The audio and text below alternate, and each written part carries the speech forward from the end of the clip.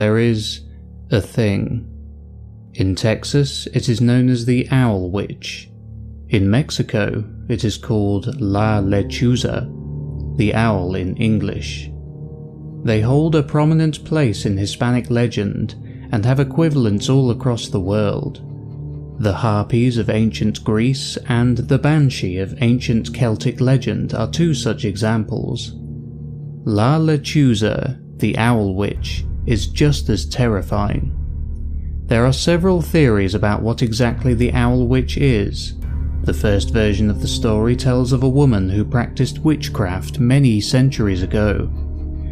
Naturally, the other locals in her small Mexican community weren't thrilled about this. They murdered her, but that didn't mean that they were rid of her. Her spirit returned in the form of an owl-woman hybrid to get revenge. Murdered individuals often come back in spirit form with animal-like features. A notable example of this phenomenon is the Rat Man of Southend, England, which is said to be the spirit of a homeless man who was beaten to death one rainy night by a group of sadistic teenagers. When he came back as an angry spirit, he had gained rodent-like attributes and taken on the appearance of a half-rat, half-man hybrid. The Owl Witch could have gained her powers and appearance from the same otherworldly force that brought the Rat Man back to life. Another version of the story states that La Lechuza are women who, possessed by an uncontrollable desire to gain magical powers, made the oldest deal in the world to gain them. They sold their souls to the devil. At night, they transform into monsters with a bird's body and a woman's face.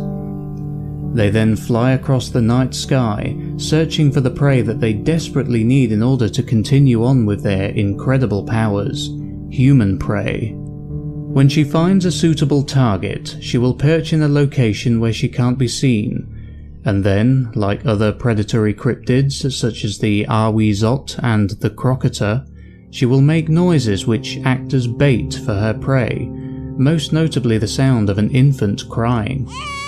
Anyone who attempts to investigate is likely to become La Lechuza's next meal. The creature will then, like the owl she gets her name from, swoop down and grab a hold of her unfortunate prey.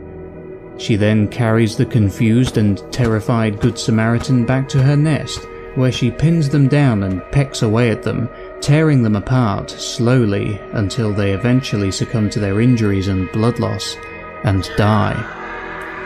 In modern times, most reported run-ins with the Owl Witch involve her swooping down at cars driving along deserted roads at night.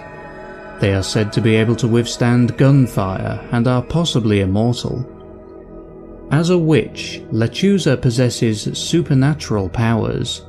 This also means that they operate according to different physical laws than what we humans do. They are said to be able to summon thunderstorms, and sightings of the Owl Witch are believed to coincide with them. This could be the case, as some believe, while others believe that the Lechuza simply appears during thunderstorms as it would act as a cover while hunting. We must remember that she is not bound by the needs of regular creatures, and so flying through dangerous weather would pose little to no risk to her. There are, however, two things that do pose a risk to this creature.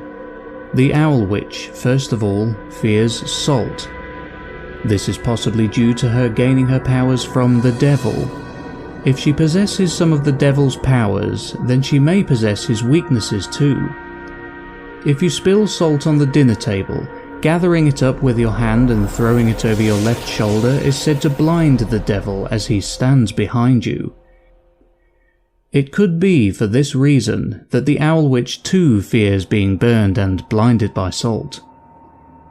The second weapon you can use against the Lechuza, interestingly, is swear words.